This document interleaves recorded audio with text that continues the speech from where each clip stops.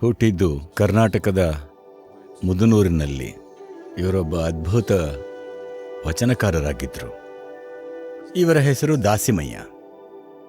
ಇವರು ಎಂಥ ಕುಶಲ ನೇಕಾರರಾಗಿದ್ದರು ಅಂದರೆ, ಒಂದು ಸರ್ತಿ ಇವರು ಅತಿ ಅಸಾಧಾರಣ ಉದ್ದದ ರುಮಾಲನ್ನು ನೇಯೋದಕ್ಕೆ ಶುರು ಮಾಡಿದರು. ಇದನ್ನು ಮುಗಿಸೋದಕ್ಕೆ ಅವರಿಗೆ ತಿಂಗಳುಗಳೇ ಹಿಡೀತು.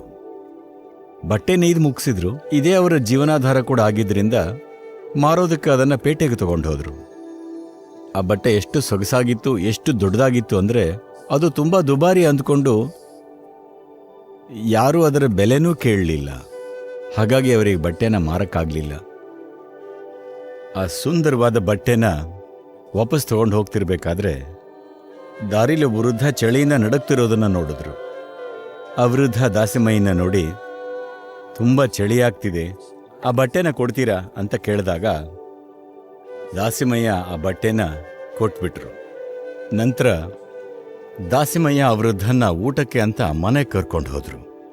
ಆದರೆ ಮನೇಲಿ ತಿನ್ನೋದಕ್ಕೆ ಏನೂ ಇರಲಿಲ್ಲ. ಅವ್ರ ಹೆಂಡತಿ ಪೇಚಾಡ್ತಾ, ಊಟಕ್ಕೆ ಕರ್ಕೊಂಡು ಬಂದ್ರ, ನಿಮಗೆ ತಿನ್ನೋದಕ್ಕೆ ಸಾಕಷ್ಟಿಲ್ಲ, ಇನ್ನೊಬ್ಬರನ್ನು ಕರ್ಕೊಂಡು ಬಂದರೆ ಏನು ಮಾಡೋದು?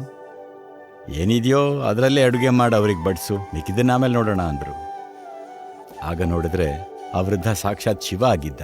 ತನ್ನ ನಿಜವಾದ ರೂಪದಲ್ಲಿ ಕಾಣಿಸಿಕೊಂಡು ಮುಷ್ಟಿಲಿ ಒಂದು ಹಿಡಿ ಅಕ್ಕಿನ ಆವಿರ್ಭವಿಸಿ ಅವರ ಮನೆಯಲ್ಲಿದ್ದ ಕಣಜದೊಳಕ್ಕೆ ಹಾಕಿದ.